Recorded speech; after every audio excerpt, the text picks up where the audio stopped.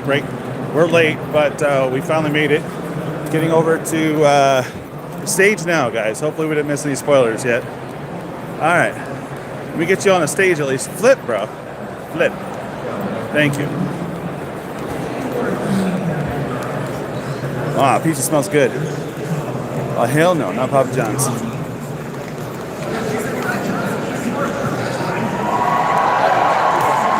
right, we're late, but... I'm going to out.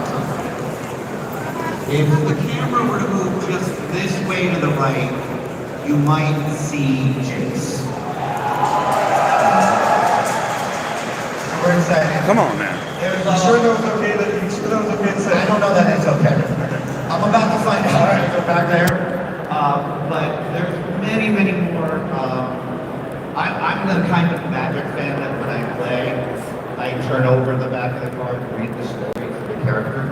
Oh, this is really cool. It's infected by Phyrexians. Above, like, are you going to play? Play your card. So that's the thing that I love the most about what Wizards has done. And this is Magic is your way into any kind of story you want to tell. Fantasy, science fiction, romance, thriller, horror. It's so cool to be able to be in this. Do you have a spare chair? But then can it move or? These amazing characters that have already been established. You can. Oh, thanks. That is amazing. So, is that? Thank you so much. Oh, they are locked together. Okay. We will share more there soon. And now to the main event. Thanks, man. We're going to hand it over to this great panel that's going to walk you through 2025. Thank you all for being here, and we hope you have a fantastic Magic High. Thank you.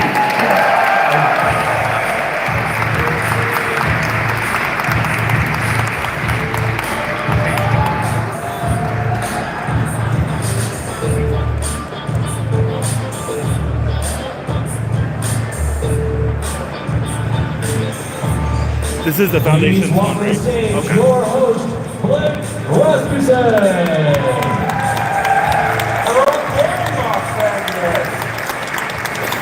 Before we get started, I want to hear again, who's excited for Magic Gathering on Netflix? It's Blake! I am so stoked to see this come to life. Now, I'm going to tell you a little secret. So, if you're interested in signing, so Tierney, he's not just here to give us a little spiel here. He's going to be signing autographs 5:30 to 6:30 in room S113. So if you look at the signing schedule, it says mystery guest. That's Terry. So Terry's great. If you want to go, bring something to sign. He's going to be there. You can ask him questions that he absolutely will not be able to answer about the show. But you can share your fandom of the other things he's worked on, like we said. Best season of Picard inside the building. You love that season. So yeah, S113, 5:30. Sorry, guys. 6:30. I'm trying to get something stable for you. Let's bring on the people who are going to be talking to you for the remainder of our 50-ish minutes. Let's bring on Aaron Forsythe, Jackie Jones, Mark Hagan, and Mark Rosewater.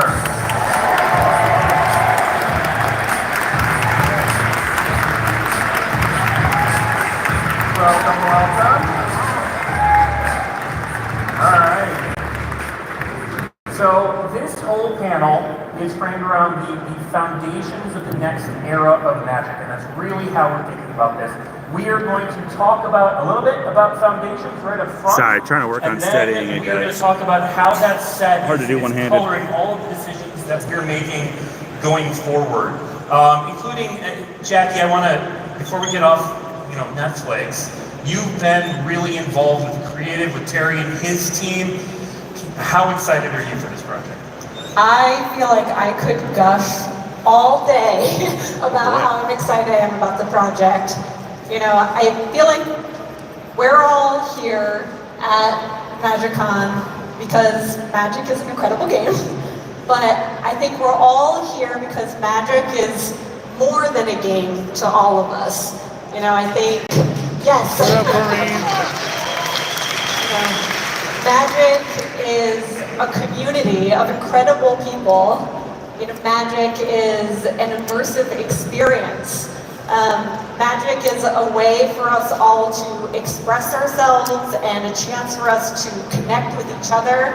And I think we're all so hungry for opportunities to immerse ourselves even more in the incredible worlds that we create and characters that we build. And I think we want to share that with other people and show them how amazing Magic is. And I think that to me is the promise of the Netflix show, is to be able to do that at an unbelievable scale.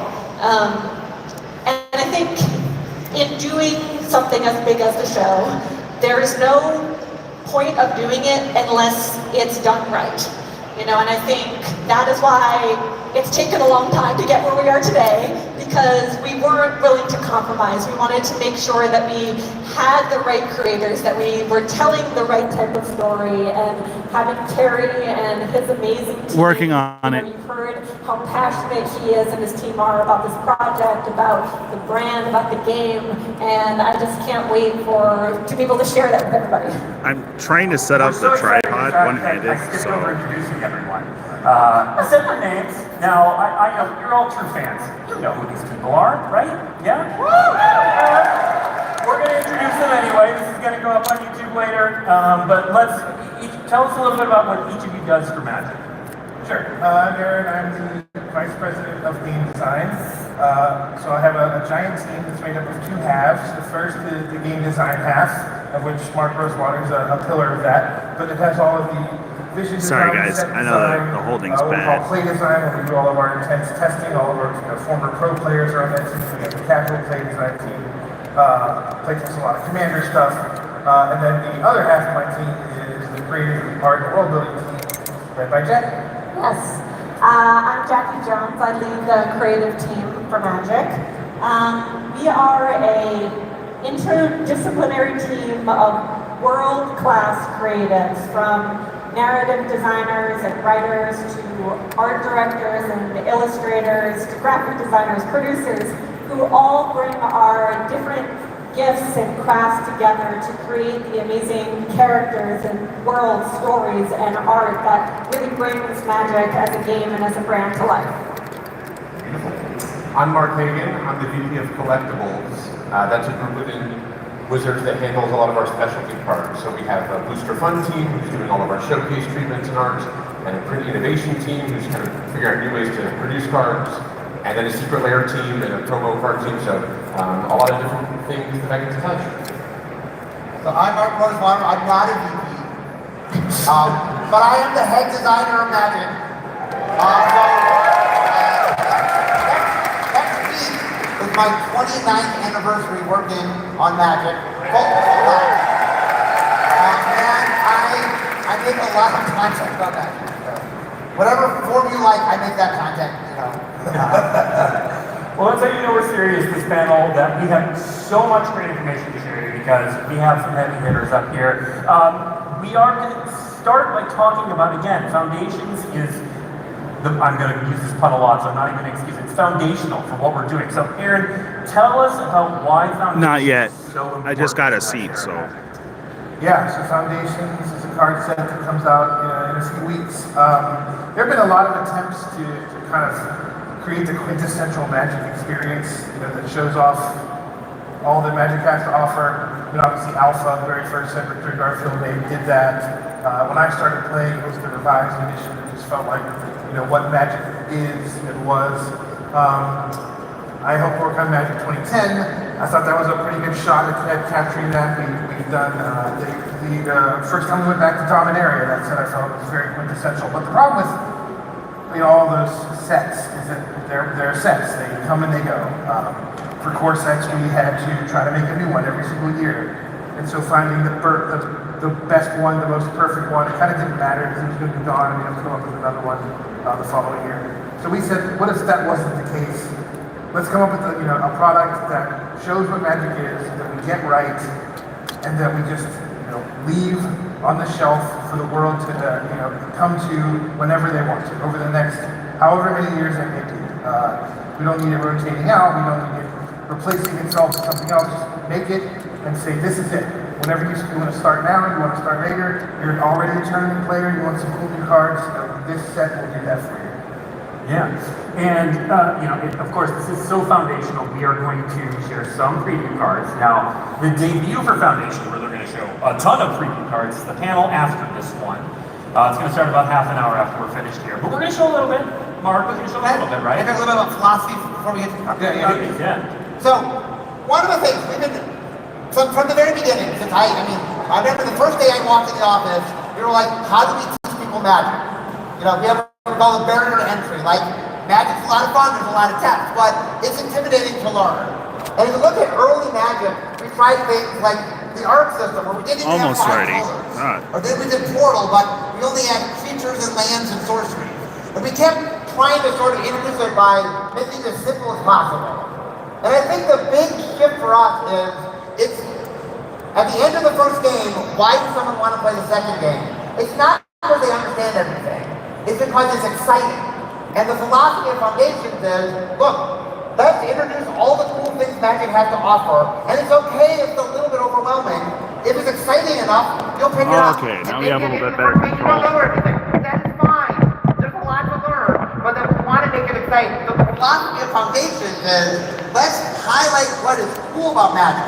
Let's not dumb it down, let's not simplify it. Let's, on every level, that includes mechanics and creative, show just what Magic is, the awesomeness of Magic.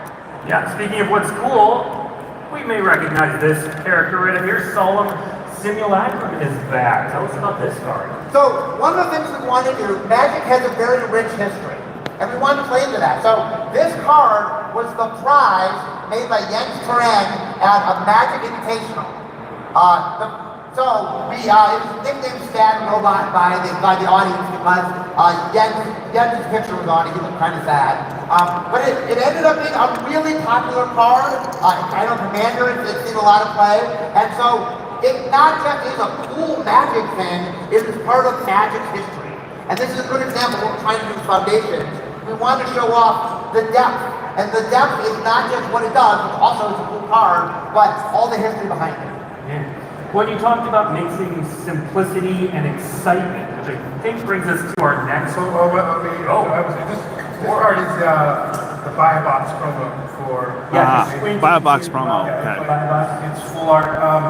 The cool thing about Foundations, knowing that we were going to let it ride for many years, we put a lot of time into the product suite.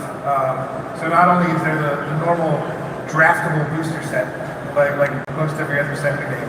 There's also a couple of new products called the Beginner's Box, the Starter Collection, which is a whole bunch of cards for a reasonable price that lets you dive right in and start building decks right away. I'm sure the next panel is going to get into that in a much more detail, but you get the buy a box Solemn Simulacrum for purchasing a box of product buttons. And in regular packs, Mark, tell us about Refute.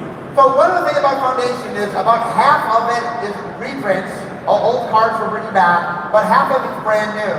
And then one of the reasons that what you let us do was we could kind of fix things. So for example, we will definitely be sitting closer for the other panel. Cancel was our go-to counter spell. But it turned out that cancel is not quite good enough. It didn't really see the play we wanted. So the idea is, let's upgrade cancel. It's still one blue, and still counters your spell, but it does a little bit extra because it turned out that cancel wasn't quite good enough to see competitive play. So we made a nice, clean, but slightly better cancel. Yeah. And we got one more Foundations card to show you. This It's my channel. Pretty exciting. Let's throw up Herald of Eternal Dawn. Okay, so another thing that we did, you gotta read it. Another thing that we did is we went back and looked at the history of Magic and said, what do people enjoy? What have we done before? Platinum Angel, as an example, was a really popular card. So we did a lot of new cards that played into themes that people like. So some of our new content, while it's new, it's definitely playing into themes that we have been popular historically. And so there's a lot of Foundations as far as taking all the lessons and all the, I know the Foundations team said, what's the most amazing things about Magic? Let's hit upon all those things so that you can see them. And Platinum Angel really needs Flash, Mark. What? They really need Flash. I think I'm going to kill you. Yes, it did. So I want to now turn to Jackie because Foundations is going to be with us for a long time. And again, it's meant to be both an introductory project and core to people's Magic experience. That sounds like a challenge on the world building and creative side. Yeah, I think one of the most exciting parts for the creative team for working on Foundations was it was a really different type of creative challenge for us. I think so much of what the creative team does is very forward-looking. We're always like, All right, trying to get this thing set up, guys. How are we going to invent something new? And I think Foundations really provided us with the opportunity to just pause for a second and look back and really reflect on the incredible 30 plus years worth of content that we have created and all of the people who have been part of making Magic before us have created, and think through, you know, all of the beloved characters and iconic settings and the incredible art style that really is so intrinsic to the game itself, and say, if we could take all of the best things that we've ever done that are part of Magic and creatively put them all in this like one box together and update it for what that would look like now, today, 2024, and what we would want that to be, and give that as a gift to people, what would that look like? And that was really the most exciting challenge. It was this exercise in being able to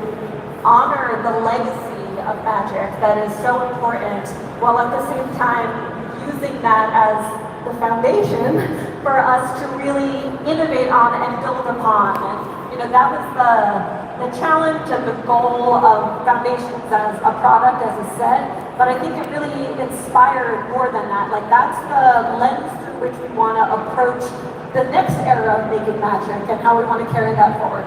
That's one thing my question I'm getting a lot. This is what we call timeline agnostic, meaning that what you're seeing could be from anywhere in Magic's history. So it doesn't necessarily tell you anything about story, because it could be from the past. So that's important to understand here. Yeah, absolutely.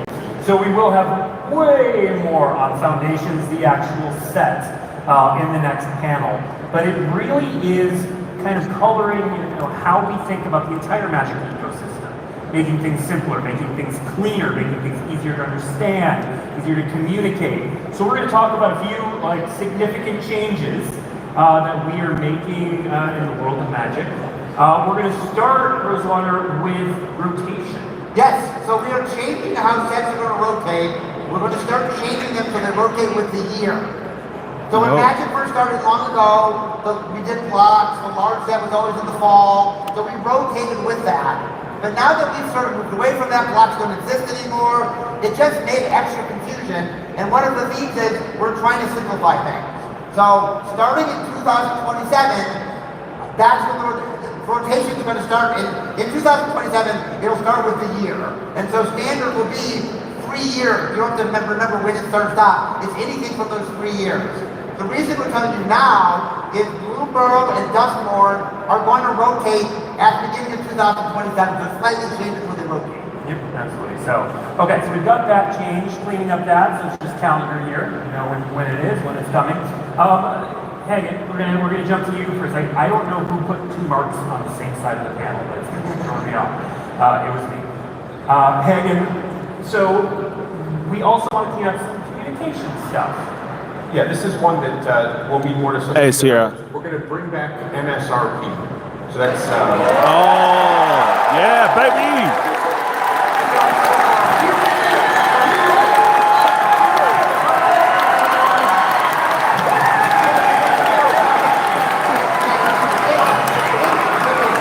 In practice, I said, it did not believe me. We weren't sure. It could have been anywhere from like, okay, yeah, to like, oh my god, yes. When is this start? When is this starting? Because tell us more. Yeah, so we're going to start this with Foundations and then continue it on for most products after that. For those of you who aren't on the front lines of this is just a way for us to be more communicative with the end customer. So this is when we're making products, we just have a little bit more of a clear way to talk about what we think it'll cost all the way down the line as it gets all the way to the customer. So, you know, a few years ago we phased this out. We thought maybe that would help our retail partners. We've gotten the feedback. It hasn't really, so we're happy to bring it back, and you can look at that again. Starting with Foundations, we're going to drop MSRP, we're going to release MSRP with our products. Yep. And Oh, you. Hi, Haley. Can't talk. If you want to know what the MSRP is of upcoming products, so there's going to be an article, there's going to be many articles on dailyMTG.com after this panel. It's not the last time I'm going to say this. If you head to dailyMTG.com, once this panel's done, it covers everything that we're going to talk about, including there's going to be an article that will have the actual What up, Jewel? for 3 We're here at MagicCon. Master and Ether Grid. Can't talk too much. We will have those running as we go along, but you'll be able to see those today. All right, now that was a big responsibility. I don't know where we're going to go from here, but I think we're going to go up. So we are also trying to simplify how we think about format legality. Tell us about that. Yeah, that's right. So I think we've gotten our feet under us when it comes to designing universes beyond sets. Lord of the Rings was awesome, Fallout was awesome, did Assassin's Creed, we've done a bunch of other smaller stuff. We have a bunch of really cool stuff coming up in 2025, which we will show you very shortly. In order to just simplify how those work in relativity to the rest of Magic, we are saying all these future universes beyond sets, when they come out, they're going to be legal in every constructed format we offer. So, Wow. yes. Tell us about what that So we have been designing these sets with this goal in mind. It's not some sudden change that's going to upset any apple carts. All the 2025 sets have been thought through, playtests have been this year. We know that Universes Beyond does an awesome job of bringing new fans into Magic, which is a lot of the goal of doing it in the first place. So when they get here, we would like to kind of ease them into our competitive settings. So dumping someone who's a Lord of the Rings fan straight into competitive Modern was a bit of a stretch. So we would like to say the smaller constructed formats, Standard and Pioneer, where your deck that is built out of these cool cards we just got of your favorite Universes Beyond IP has a reasonable chance of being competitive. And ease them into Magic. Obviously Commander is still going to be a fantastic way to get folks in, and that'll still be there, but we want to simplify the rest of it. For the enfranchised crowd, like yourselves, I think it's cool that we're going to take our foot off the gas and go straight to Modern sets. Right. Lord of the Rings changed Modern a lot. The Horizon sets changed Modern a whole lot. It's just not feasible for us to keep trying to do that multiple times a year with Universes Beyond releases. We want to save that the special edition of change and power for Modern for the occasional Horizon set. But all of the sets that come out during the course of the year, we want to go through our normal process. They should feel like normal Magic sets. We playtest them the same. We understand how they work the same. They have the same life cycle as every other Magic set that we do.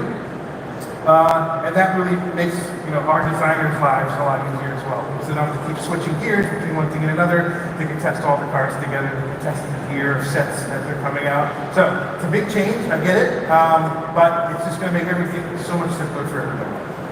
Now, with Foundations being legal for so long, with Universes Beyond sets now, we should booster tentpole releases. Yep. We may do other things, but being legal in all formats, including Standard, how are we now thinking about our release calendar? Yeah, so we'll show the specifics shortly, but the calendar for next year is half Magic Multiverse sets and half Universes Beyond sets, with Foundations providing that constant extra, fourth Magic theme set that will inject, extra content into the constructed formats. So we have a lot of cool partners lined up. We're going to show you some of them soon, and we want to balance that against our own Magic storytelling. You saw all the work we're doing with Netflix. Our own worlds and characters matter a ton to us. We're trying to bring them to life in all sorts of other ways, but at the same time, we've seen, how good Universes Beyond can be at getting folks in the door, and even exciting existing fans that love these properties. We want to, balance that out and do both of them as much as possible. Yeah, and so we're about to show you 2025. We're going to run through the year, and we're going to talk through almost everything. Jackie, set the table for us a little bit on building out the worlds of 2025. Yeah, I know earlier I talked about the philosophy that we're really approaching, the upcoming sets for Magic of really leaning into our legacy and what everyone loves about Magic, while also trying to springboard off of that and really bring new content to everybody to experience. So we're going to be revisiting some fan favorite planes in exciting new ways. We're going to do a deep, dedicated return to a very beloved setting, really exploring more of the world building and storytelling there. We're going to be exploring a lot of innovative Universes Beyond content with amazing partnerships. And we are going to travel to a brand new area of the Blind Eternities. Ooh. We'll get there. So this timeline is going to get prettier as we go along and fill everything in. But I want to start. Love card code, Yeah, with our first sort of tentpole, all formats legal release of 2025. Mark Rosewater. Yes. Tell us about DFT. What's DFT? Okay, DFT. So next February, we had 2 years ago, we had more of them. We had March 15th, we designed war, it opened up Open Pass. And now, not just Planeswalkers, but other people could travel between worlds. And so we said to ourselves, what can we do? How can we build something we could never build before? And so the idea is, what if we had a set that took place not on one world, not on 2 worlds, but on 3 different worlds? And what is that event? Well, we're going to have a race. There we go, the death race set. Death race internally. And then one of the cool things about racing, you get action, you get suspense, you get danger, and we're really going to play into that idea. So one of the cool things is because we're in more than one world, we get to show things off. So let's go to the next slide. So I'm not allowed to tell you exactly the 3 worlds, but if you look at the pictures, these are the 3 worlds. World number 1, a world that likes vehicles. World number 2, and then world number 3, a world that we've mentioned before, but we haven't visited in the full set before. That might have dinosaurs. That is the 3 worlds we'll be visiting. And the cool thing about this whole set is, we'll remember with the creative, it's not a faction set, we'll get to the faction set in a second, but there are, each color pair is itself one of the racing teams. You want to talk about the racing teams? Yeah, I mean, there are many racing teams engaging this giant cross-planar race, but each color pair, in the way the set's structured, if you draft it, you'll get the experiences. Is a different kind of team. Take a look at some of the art coming up here. There's a goblin team with racers, which I think everyone would expect. We'll get a little weirder. The next one is an insect team of racers. All right. Oh, one thing I should say, we care about vehicles. The set is all about vehicles. Oh yeah, vehicles, wall-to-wall vehicles. We have some PV cards coming up. Again, there's a zombie team. There's a whole we'll have a preview season coming up shortly. You can check it all out. And what are these teams competing for? This thing. This is called the Ether Spark. Yeah. This is the grand prize. And so the winner of the race gets this. And so one of the things we're talking about, while there's a lot of exciting things going on, we're mechanically playing in deep space, there also is a story. And so I want to go to Jack. I mean, there is some emotion at the heart of We're here at MagicCon. Again, I can't really talk, but they're going through year 2025, so we got some previews and some art. But again, I can't talk much, guys. And one of the most amazing parts of the story is we get to explore a little bit more about Chandra. I know when we last left her in this off, it was the first image here at the aftermath of Martian Machines, and we revisit their story here. Chandra actually enters this incredibly dangerous race with the hopes of winning the coveted Aether Spark for Anissa. Which is, explore more of their relationship, and So what Nissa would want with the spark, we'll have to find out. Now, of course, we have a few preview cards for this one. There we go. And as Mark has said, there are going to be vehicles like this here. One of the questions we had out of Exploratory Design was, we went to Play Design and said, how many vehicles vehicles can we have in the set? Like, what is, we want to get the most vehicles possible without having too many vehicles, because obviously, vehicles, if you have too many, you get in trouble. So we've spent a lot of time talking about what can vehicles do when they're not vehicles, before they become creatures. And we did a lot of fun experimentation. So this is a sample of kind of the cool things we're doing with vehicles. And we're not only going to have vehicles, we're going to have some familiar faces entering this race, like our buddy Tierney. Oh, snap. What could the first world be? Where could it be? Who else likes vehicles? So Tierney might be there. Tierney, by the way, Tierney has lost his spark. You can't tell the fact that it is a picture card now. And we've got one more preview for them. They give you another hint about where they keep going. I don't know. We'll see. Let's take a look at a new tier. Oh.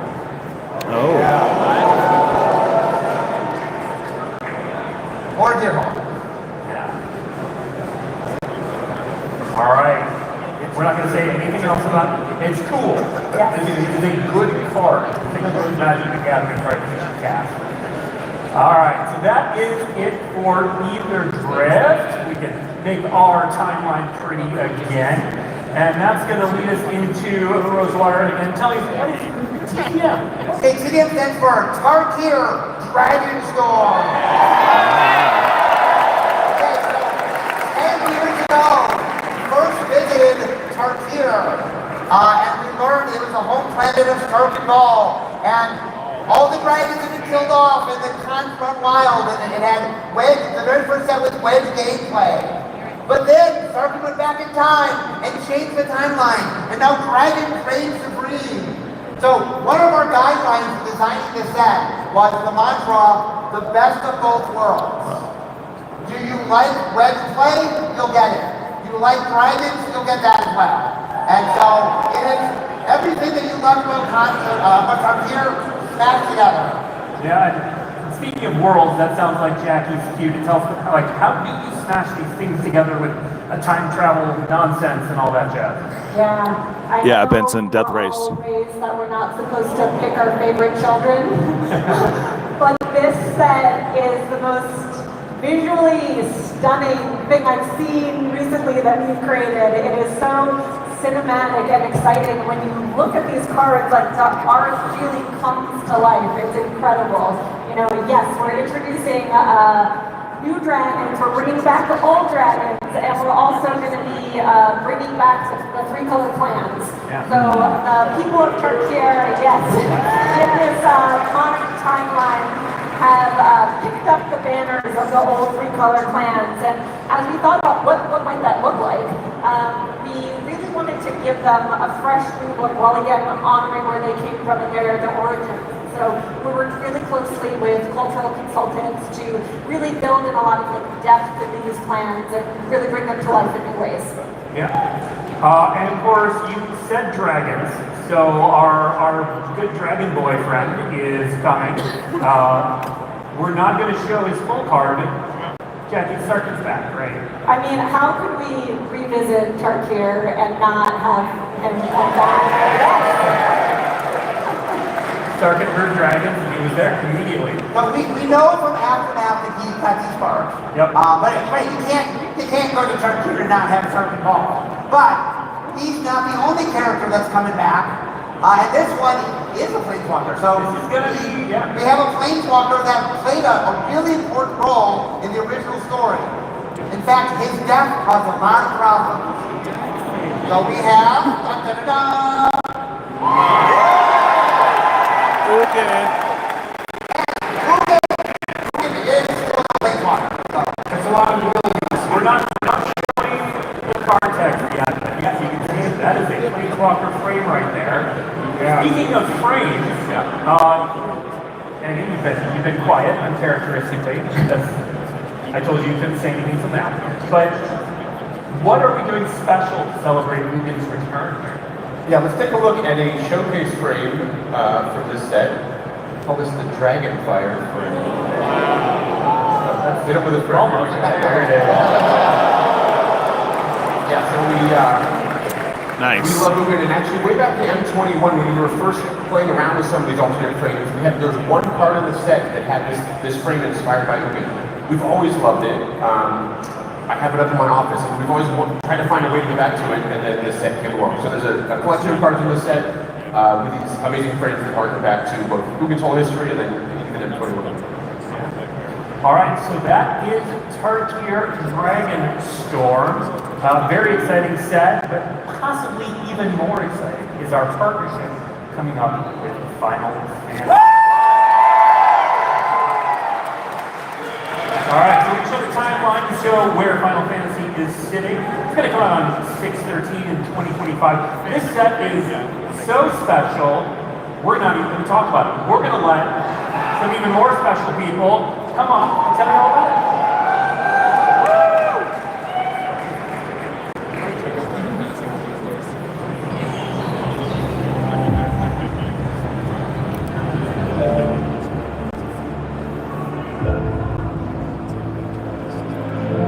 Hello everyone, I'm Shoichi Ichikawa, a producer of the Final Fantasy series. I'm standing here as the #1 fan of Magic at Square Enix. 私は Zakil des, Final Fantasy が大好きです. And I'm Zakil from Wizards of the Coast, the creators of Magic the Gathering, and today we're here to talk to you about something incredibly special. この度私たちはマジック・ザ・ギャザリングとファイナルファンタジー、この2つのビッグタイトルを融合させる夢のコラボレーションを実現させました。このセットではファイナルファンタジー1から16まで全てのナンバリングタイトルを網羅し、そのカード一枚一枚からファイナルファンタジーの息吹を感じることができると思っています。This collaboration is more than just cards. It's about celebrating decades of iconic characters and legendary stories from one of the most beloved franchises in video game history. ファイナルファンタジーの壮大な物語とマジック・ザ・ギャザリングの戦略的なゲームプレイの融合はテーブル上にこれまでにない最高峰のエンターテインメントになってくれると確信しています。And for us at Wizards of the Coast, Final Fantasy represents a rich universe that is a natural fit for Magic's gameplay. The characters, the epic battles, and deeply emotional stories, everything comes together in a way that feels magical. 本セットではティナやライトニング、ロック、そして私の愛するクラウドなどファイナルファンタジーの代表的なキャラクターが登場します。もちろんファイナルファンタジーシリーズでおなじみの召喚獣やモンスター、そして伝説の武器など、きっとこのセットには皆さんの素敵な出会いがあると思います。もちろんチョコやベヒモスもです。そしてこのセットを通してこれまでにないファイナルファンタジーの世界を皆さんに感じていただけたら幸せです。 This set also features the largest collection of Final Fantasy artwork ever in a single game, drawing from across the franchise. You'll see artwork from Magic artists, along with classic illustrations from legendary Final Fantasy artists, as well as brand new breathtaking pieces made specifically for this set. This collaboration set will be available in June of 2025, and we can't wait for you to experience this epic crossover. 私はプロデューサーとして、そしてマジックのファンとして、このセットが本当に素晴らしいものになると確信しています。では最後に、We have a surprise for you. この素晴らしいセットのアートを少しだけ先にお見せしましょう。Oh yeah, let's go.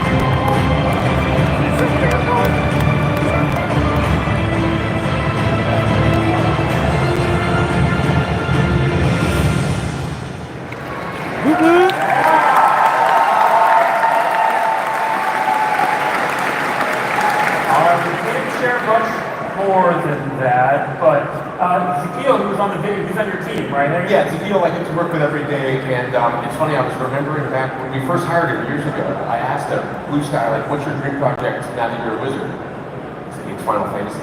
Yeah. And to get to see him over the last year plus, every day come in, getting to live this for his entire, like, he's been training for this his whole life, he brings all his passion and his love, and there's a lot of people that's true of across the building. So it was really a moment where Universes Beyond really kind of unlocked for me, and the stories we can tell, the cards we can make, you just kind of reach some other levels when you're tapping into this rich of history. We're going to move back into the Magic multiverse now. On our journey down the timeline, Rosario, why don't you tell us a bit about what EOE is? Edge of Eternity. So one of the things with Magic, when Magic started, it was very centered in sort of traditional high fantasy. But over the years, one of the things that we've been really worried about is just exploring what fantasy can be and looking at all the different ways that we can stretch and go in different directions. I mean, this year is a great example with Blue World, Dust Lord, stuff like that, but we decided to go to a brand new space. Space! Space fantasy. We are going out, we're taking sort of mixing the fun of science fiction and the glory of fantasy and bringing, and when I say space, I mean planets and spaceships and alien creatures, like all the things that come with doing a space fantasy. And it looks, the whole set looks amazing. I mean, Jackie, I'm going to talk a little bit about this, but it really, Space whales! Oh God, space whales. Yeah.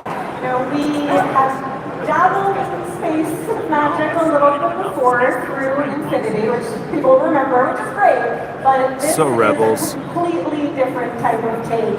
It's a really serious, deep world-building dive into what exploring, again, science fantasy can look like. It's blending that feels really true and authentic to Magic's lore and Magic's world building. It's everything you would expect from space, the star fields and strange planets, and at the same time, everything is really rooted in Magic, in the color pie. There was so much thoughtfulness that the creative team put into like the logic behind like this is just space for space's sake. Like how is this connected within the blind eternities? And you know, later down the road we'll explain a lot more than that. You'll get more details. But yeah, it's just really exciting to do something so fresh and new that really feels authentic and true. Yeah, kudos to your team. The world builders really had to stretch on this one. It is so different and requires so much new material. It's not one world, it's a whole solar system of different worlds, all new material, different races you have not seen before, different types of magic, artifacts and whatnot. But I will say there is at least one, a friendly face, maybe not so much. A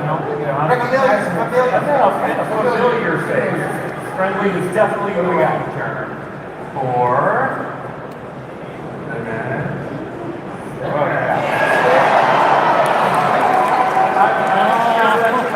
reassembling itself. That's gotta be what's going on.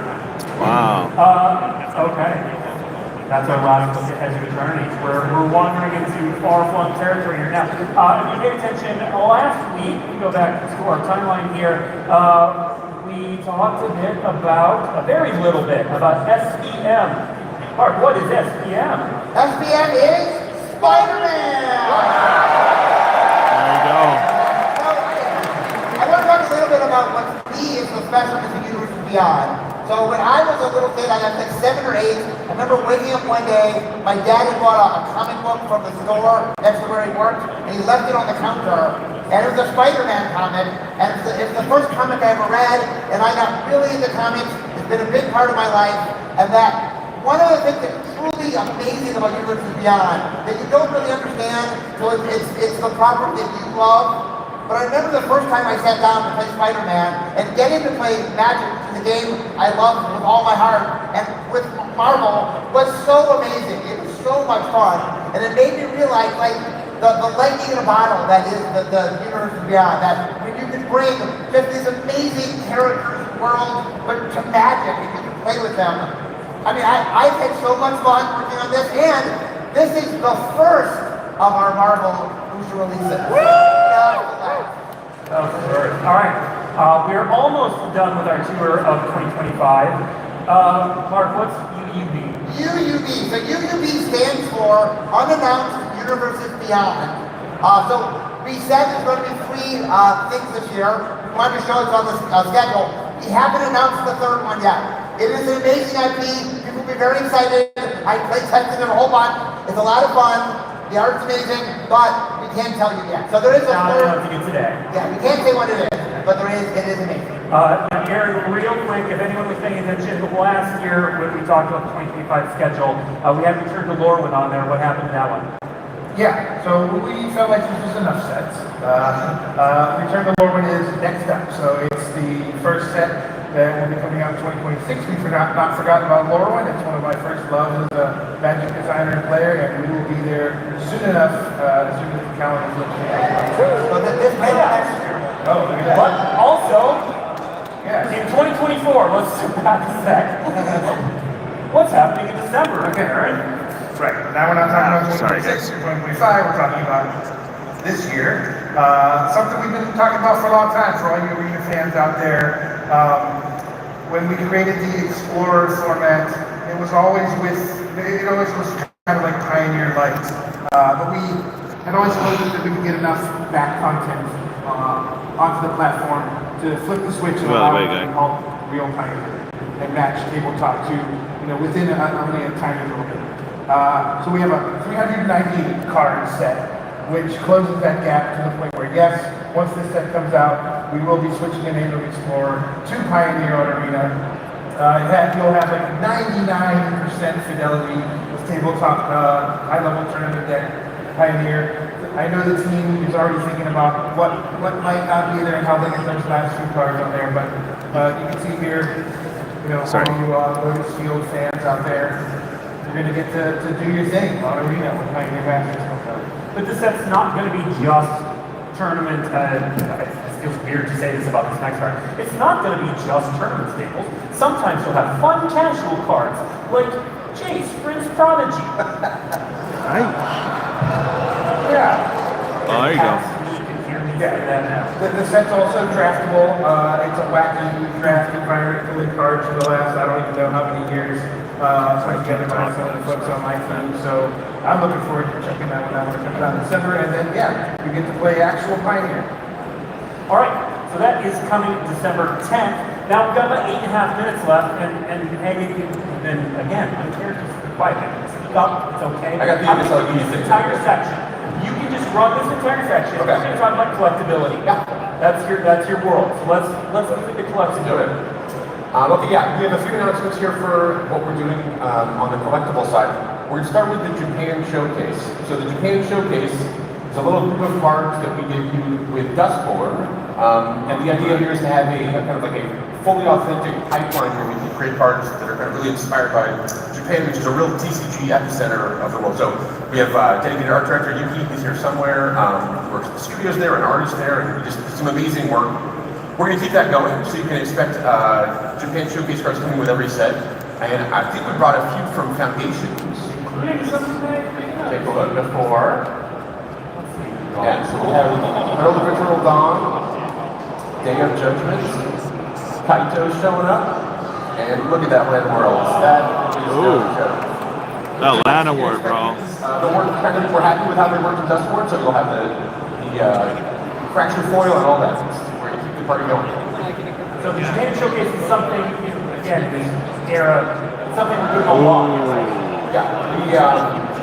We're just super happy with how it's going. Here's a card. This is from Ether Spark, and you can see, again, different looking cards, different styles, but they're really true to that part of the world. All right. Now, we haven't spent much time talking about Innistrad Remastered, which is coming in January, which we are super excited about. We're going to be talking more about that coming up. Dude, that's Chandra, though. Innistrad Remastered stuff on the screen. Alright. Oh, hey, Lily. Let's go. So, Innistrad Remastered is going to release on January 24th.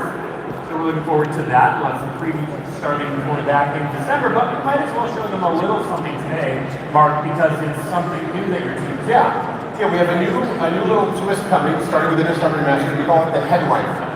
So it's super fun. The idea is with every set, we're going to take one card, we're going to kind of go all out on it from the creative side, and then we're just going to give some focus to it and kind of make it easier to think about, what's in the set, what's the kind of the dream pull. Well, the Headliner is just a card that we've chosen and kind of given that special title. So we're going to take a look at the Headliner from Innistrad Remastered. This is kind of how we're going to kick things off. Oh, So snap. you can see that, we have, we really took the leash off. Our teams are just going wild out. You can see this Serialized, card, of course. Not an ordinary card. Not going to get some card. But no, that's not the only way you can get Edgar Markov in the set, correct? Right. So Edgar Markov is just a card in the set, like the other cards. And so it has a normal version, a retro version. Oh, wow. So these are all in the set. There's your And then chase. On top of that, just a very few copies of the headliner, which is kind of that ultimate chase version. Again, it's a way to just kind of like focus the story, focus the experience of the set. That's the one you want. All right, now you said we're doing this headliner program going forward. Yeah. Can you show us any more? Yeah, we can go ahead and take a look at the next one. Here is the headliner, a little bit of the headliner from Ether Drift. Not all of the headliner. Ooh. Yeah, so If you're worried you're not going to hit it hard, 2025, look at the type liner. yeah, so as mentioned before, this is the kind of trophy from that story. It's the ultimate goal. And so we picked it for the headliner. So again, this is the card from the set. This is the special version. Even the few words we left on here are pretty exciting. And this is an amazing version of that card when you see it first. Now, I noticed that the Edgar Markov in this one, there's serialized versions. Is that how the headliner program is going to be always? Serialization is a thing we've been experimenting with. We love it. It has a lot of fans. But no, the answer is not always. Sometimes it feels correct. We can do cool stuff with it. Other times we're doing headliners. Again, very rare, very cool, very chase, but we don't need to put the serial number on them to get the job done. And in fact, if we don't do the serial number, we kind of unlock some production techniques. We can do other print things that we can do just with the way the machines work. For example, I'll give you a peek of that. So for Edge of Eternities, this is just some playtest stuff. This is prototypes that the team is working on. Again, there's this cool super black hole called Sothera that's kind of central to the story, so that's our headliner here. And this version of the card, it's some of the wildest stuff we've done. There's this technology for the first time in Magic called a Fornelli lens, I'm told. And the team worked with our operations team and our factories, and they've unlocked it, so it's really an amazing thing. I actually brought one of these samples, and you got to see it up close to believe it. So if you catch me later on today, grab me and maybe I'll show you this up close. You got to see it up close. they actually let him out of the building with that. Amazing. Now, and also your world is Secret Lair. We got the Secret Lair thing before the show. It's fun. You got to give us more about Secret Lair. Yes, Secret Lair is going to keep the party going. The team behind that is just really picking up steam and pushing things. So expect a lot of great content, a lot of great drops, stuff that's kind of going further than we've seen before. I think today we're just going to show you all just kind of like a sample platter of some of the stuff we have going. It could be anything. Yeah, so new artists, old artists we love, new creative gags, just some really wild stuff that you've come to expect from Secret Lair. It's time to play me that card. Wow. Yeah, we're not going to share card names with you yet. Yeah, but you can guess. Like that one might be about it. Can you guess what that one is? But yeah, so you really can see that the team is just kind of keep pushing, keeping exploring, and I think people are really excited about some of the stuff you see. Now, before I let you go, we've seen a bunch of cool art here, but Secret Lair also does some partnerships from time to time. We have anything there we can share with the fans? Yeah, like the rest of Magic, Secret Lair gets to work with cool partners. We can't announce any partnerships, but we have some really cool stuff coming this year. And there's one I'm really excited about. It's, in my opinion, some of the most like hardcore, intense, kind of like rock and roll Magic we've ever put out, and I think people are gonna love it. Oh, no way.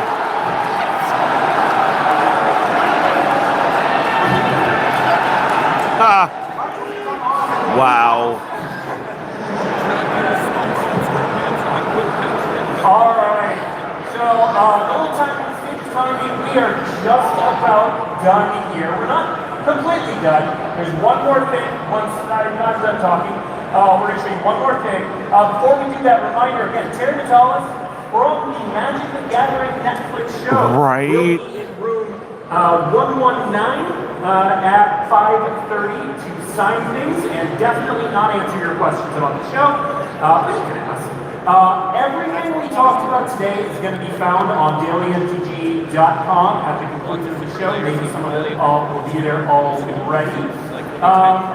And so, before we go, I want to thank the panel, fantastic. Thank you for sharing all the secrets. Thank you all for being a fantastic audience. I hope you enjoyed MagiCon. Again, in about half an hour from now, we're going to have TCGDude for Foundations. Where we're going to show so many freaking cards. The set's going to blow your mind. It really does usher in the next era of Magic. And to show you that, let's have a little video real quick. Thanks, everyone.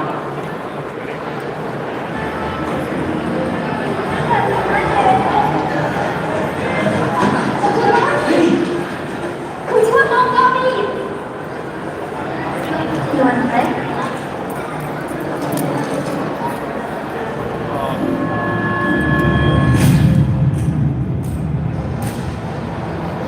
Is this your first act? You should go back to Friday Night Night.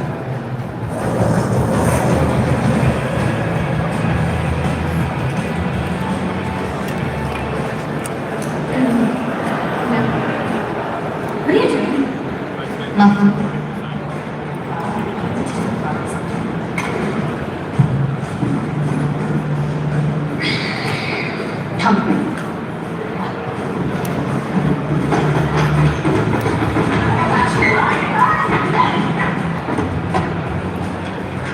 Oh, wow. Want to play? I'm going to head down on the mountain and play a parade.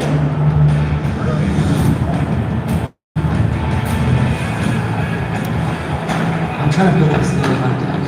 I need a shotgun. What do you want for it? What do you have?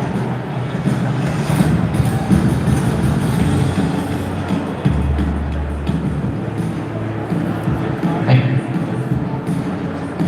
I didn't know you played. I do.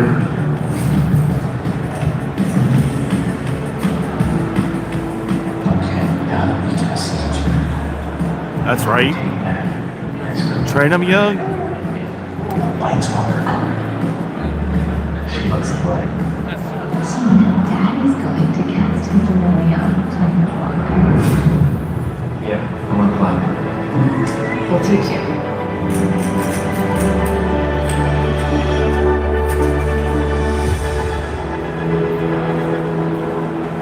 Sorry.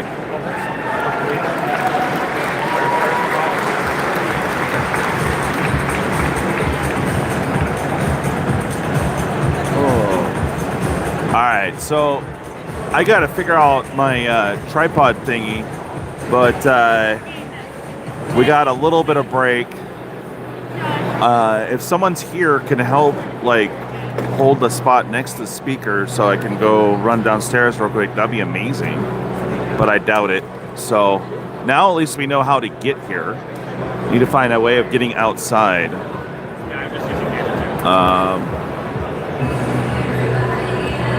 Kind of managed to sneak in and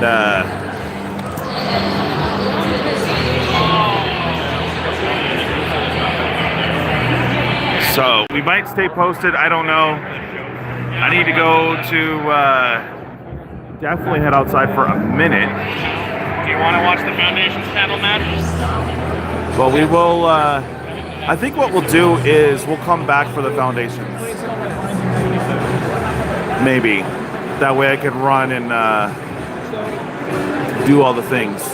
So, looks like people are pretty much claiming seats. So I gotta see if I can find a, yeah, I need to reach out to some people. So, hey guys, we'll be back here live here in about 20-ish minutes. So stay tuned. Hopefully I can get my setup a little bit better. Thanks for everyone's patience and all that fun stuff. So yeah, we'll be back live here in about 20-ish minutes. I'm afraid to lose my seat, so if anyone's here at the con, hit me up ASAP. I can actually talk now, so that we don't lose our spot. Looks like most people are staying posted, so definitely need help, guys. All right, I'm gonna try to reach out, get someone to stay posted here. Thanks for watching. Smash the like, subscribe, do all that fun stuff. I'll be able to talk later. We'll do a stream later on where we can just BS. Because obviously I couldn't talk too much. I've had a bunch of people around me. I was trying to be respectful. So, all right. Well, thanks for watching. Stay awesome. We'll be back here in a bit. Bye.